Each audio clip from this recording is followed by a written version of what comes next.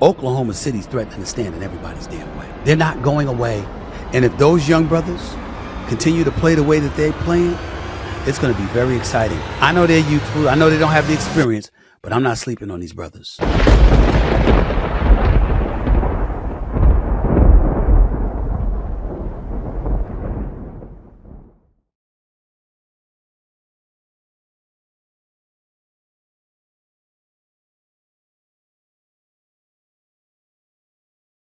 To tell the story of how this franchise got their glory back, we have to go back to a familiar point in time. When this franchise was relocated in 2009, they were blessed with two franchise players in Kevin Durant and Russell Westbrook. They also drafted a player who had a lot of potential at the number 3 overall pick named James Harden.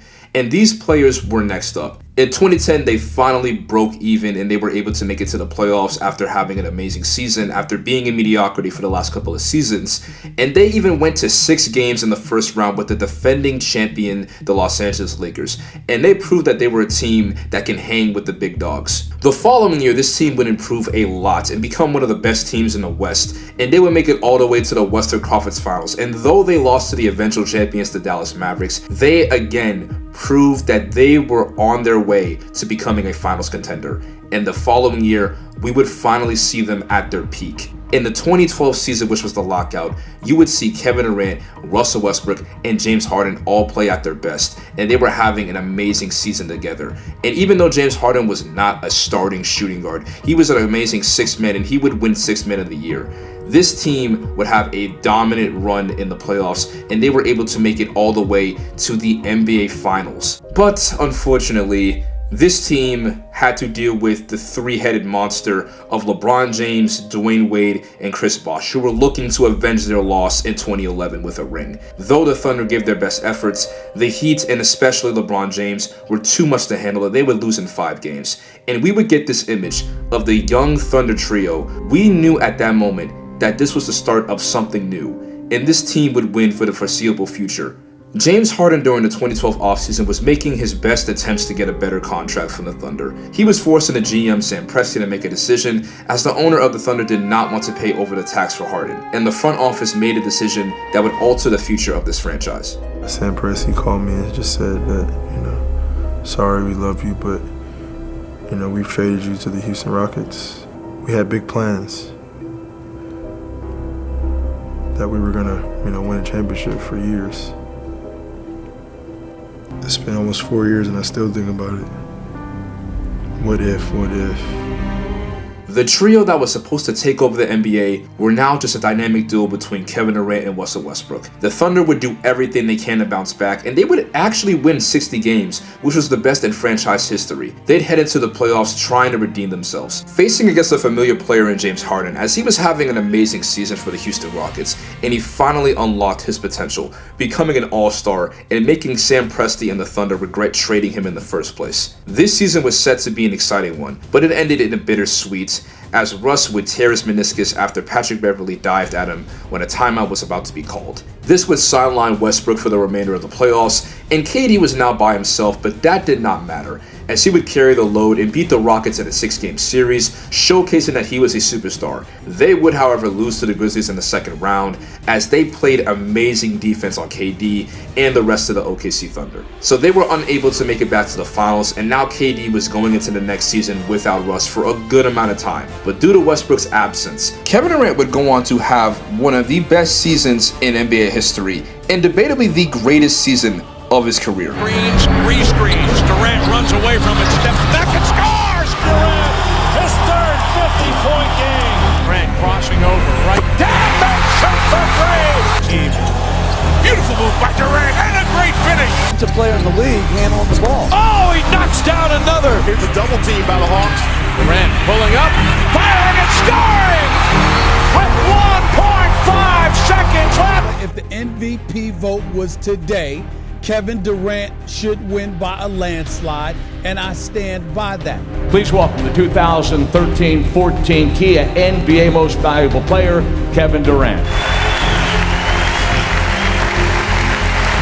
Russ was now back in the lineup, and the Thunder would finish as the second seed in the West, and they would have to go through a gauntlet to make it back to the NBA Finals. They would go through a grueling 7-game series against the Memphis Grizzlies, who were one of the toughest teams in the Western Conference. Then they were up against the Clippers, who had the Thunder on the ropes in a Game 5 thriller, where LA would go up as much as 7 points in the final minute of the game. But the Thunder had a little bit of help on their side, known as the Clippers curse, as OKC would make a crazy comeback, winning the game by 1 point, and then they would win Game 6, completely embarrassing the Clippers and sending them home. And now they were back in the Western Conference Finals, and it would be a rematch of the 2012 matchup between the Thunder and the Spurs. And OKC had multiple opportunities to win this series. In Game 6, it went to overtime, and it had a chance to force a Game 7, but Kawhi Leonard had a very crucial play that would seal the game.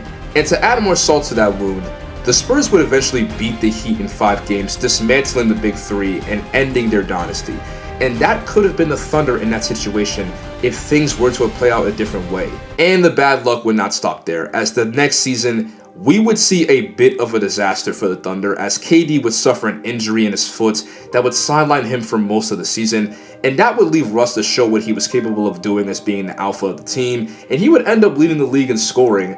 But the Thunder would miss the playoffs and head into the offseason looking to re-up, and things definitely needed to start ramping up soon, especially with the fact that Kevin Durant was entering his final year on his contract and entering free agency in 2016. OKC that year, despite not being the best in the West, did have a great season, although they had a few bumps in the road, as this was the year the Warriors would go ballistic and dominate the NBA. But Russ and KD, alongside the rest of their talented core, would have a great record in the West, as they finished 3rd in the Western Conference. But the lingering presence of KD's free agency was hanging over everyone's heads, as this could have been their final chance at winning a championship with this core. The first round would be an easy 5-game series against the Dallas Mavericks that were not as great as they used to be, and Dirk was getting a lot older.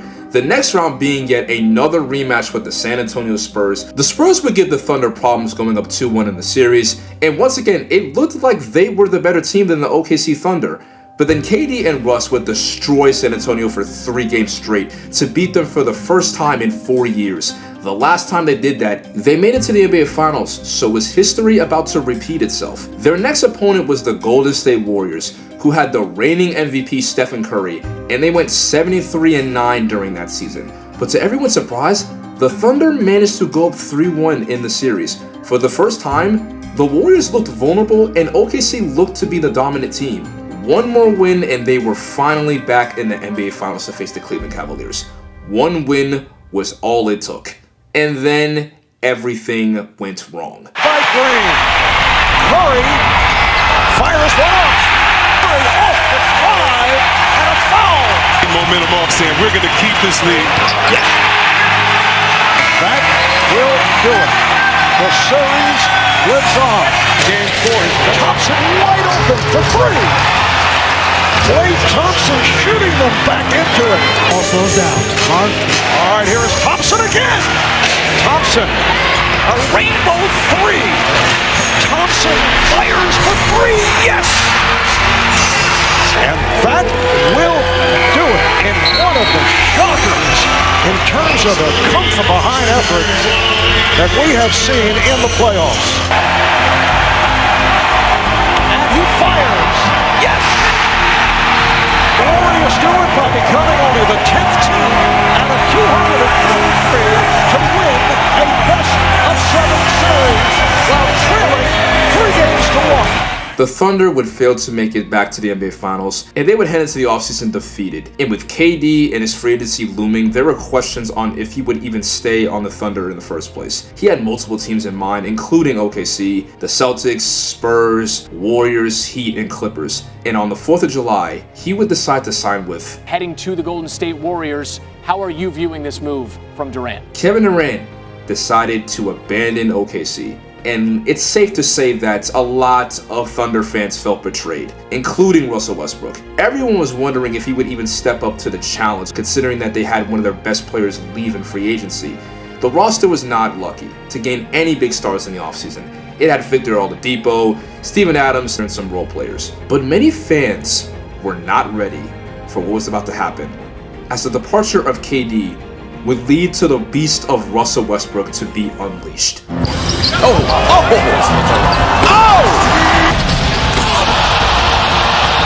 That's rude, folks. Jailbreak. What a pass. What a pass. Play of the day. Off double team. He's going to rear up and score from 3. Shows for the basketball. Goes to the rim. Westbrook quickly turning into a 3. I'm out. Adams gives it back to Russ. Deep shot. Get it! What a perfect ending to a historic day. And the winner of the 2017 Kia NBA Most Valuable Player Award is Russell Westbrook. The Thunder, off of the will of Westbrook's dominance, would head into the playoffs as the 6th seed and would face James Harden and the Houston Rockets. Although Russ had a great season and would do everything he could, the Thunder were no match and were undermanned, losing to Houston in 5 games, and Russ had to watch at home while his former teammate Kevin Durant would show out in the finals, becoming an NBA champion and finals MVP, with Steph and not him. The Thunder would need to make changes in the offseason, and changes were indeed made. Paul George, what's the latest there? Paul George has been traded to the Oklahoma City Thunder. What's your reaction to the trade? Well, my reaction is that I thought it was the right move by the Knicks considering the circumstances. Carmelo Anthony is finally in a position where he's going to be able to legitimately compete for a championship. OKC would now attempt to level the playing field and compete with the Warriors out west, and now had a chance of yet again getting a championship. So there was no excuse for them to not make the Western Conference Finals at least, right? That is what you would think. But the Thunder during the 2018 season was pretty underwhelming. They were not the most dominant team, yet you could see that they had some flashes of the greatness that they had. But the big three just did not look great together, especially Carmelo Anthony, who had a pretty underwhelming season and wasn't the best third option, as people thought that he should have came off the bench instead of starting with Russ and PG. They would finish the season 48-34 as the 4th seed, which was one more win from their previous season, which is pretty disappointing if you look at it. Their first round matchup was against the Utah Jazz, and it had the rising rookie Donovan Mitchell in his first ever playoff series. He was having a great year, but everyone knew that they were not going to beat the Thunder, especially that had Russell Westbrook, Paul George, and Carmelo Anthony. Right? Utah advances to take on Houston. Losing in the first round was bad enough, but the fact that they lost to a team that was led by a rookie in his first playoff matchup ever was pretty embarrassing. OKC failed to make it past the first round again, and the team would clean house with Melo as he was very disappointing in the playoffs. So the next season, the Thunder would ditch the big three yet again and just have PG and Russ as a duo for the team, which was probably the better idea. That season for OKC would be very hit or miss at times, as they were not a top 3 team in the West, but there were some bright spots during that year, as Paul George would have the best season of his career, and he would finish top 3 in MVP voting, playing out of his mind and convincing a lot of people that maybe he could win the MVP. Westbrook yet again would average a triple-double for the 3rd straight season, and they'd finish as the 6th seed in the Western Conference. Their first round series matchup would be a great one, as their opponent was Damian Lillard and the Portland Trail Blazers. But this was a personal series between Russell Westbrook and Damian Lillard, as they both had some history between one another, as Russ would famously say to Dame during the 2019 season, "It won't be an under the rim, Smitty." And when it was all said and done, only one remained victorious. And I'll let you guess who was the one that sent the other one home. Lillard, long range 3. It's good! At the buzzer!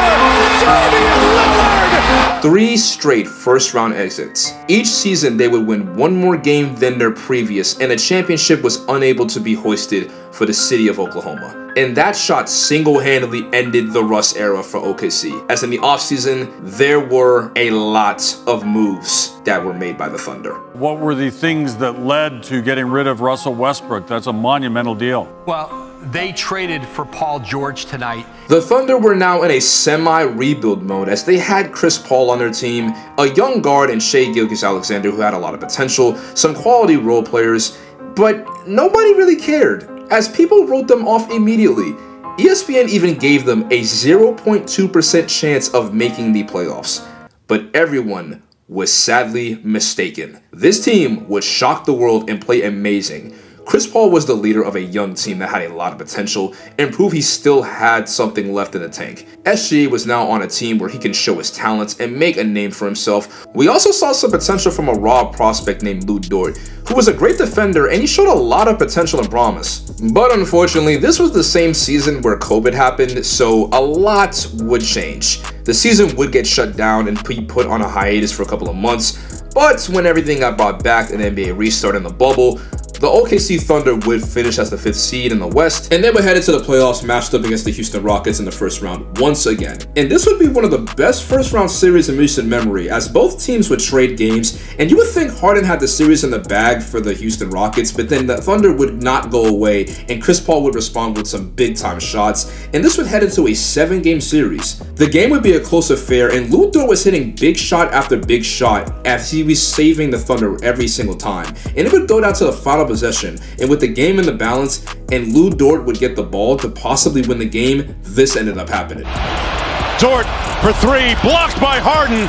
Dort got it back. A rare defensive play from James Harden would save the Rockets season, and they would end up sending the OKC Thunder home in a 7-game series, and they would unfortunately lose in the first round for the 4th straight year. Chris Paul would leave to go to the Phoenix Suns, and the team was now in SGA's hands. The next 2 seasons were pretty much the same for the Thunder. They did not make the playoffs for both seasons, as they were one of the bottom teams in the Western Conference, but there was some development during that time. In between those years, Shai would continue to develop into one of the best young stars in the NBA. In hindsight, he was definitely proving the Clippers that they should not have traded him in the first place, especially considering that the Thunder gained so much picks from the Clippers that would be very useful in the foreseeable future. One of those picks in the 2021 draft would end up becoming Karl Malone's Australian white clone, Josh Giddey, who would be a decent combo guard for the Thunder and had a pretty solid rookie year. But in the 2022 draft, we would see the Thunder get massive upgrades to their roster,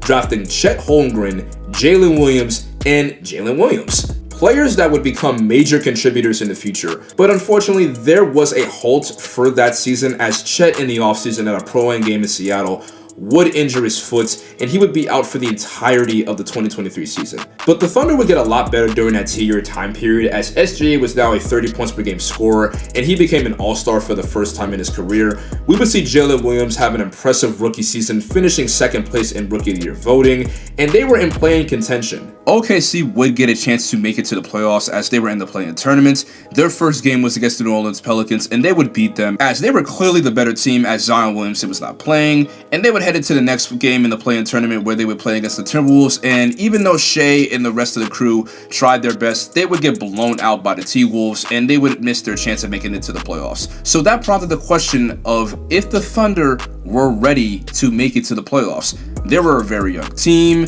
They were able to get a lot of bright spots during that season, but no one really knew what was going to happen for this team in the future. But next season, we would get an answer. To say that the Thunder exceeded a lot of people's expectations would be a massive understatement. Although they were young, they were one of the best teams in the NBA, and they were the best team in the Western Conference. We finally got to see Chet Holmgren in his technically rookie year, and he was having a great rookie campaign. Jalen Williams was once again improving and having a great sophomore year for himself.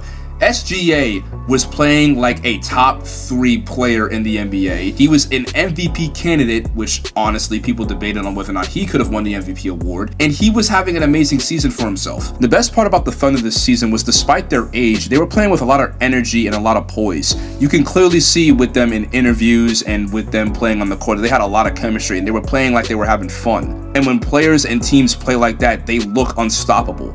These brothers can ball. These brothers can ball, y'all. They're not going away.